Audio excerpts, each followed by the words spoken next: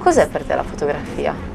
Sì, cercare me stessa negli altri, senz'altro. Hai detto proprio, hai centrato, diciamo, uno dei punti.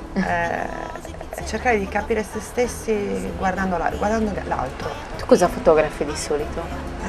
Io amo fotografare persone principalmente, e persone spesso molto diverse da me.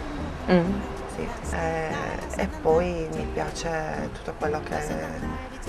Mi piacciono i reportage, mi piacciono le storie, mi piace raccontare storie. Cosa cerchi di te negli altri? Cerco, capisco di essere potenzialmente tutto, niente e tutto insieme e cerco pezzi di me sbagliati, cioè pezzi di vite differenti da quelle che io ho condotto, che potevano essere però per un qualche motivo pezzi della mia vita. Anti cariño de mano mía, peggio sentita a lutto, ma su cuore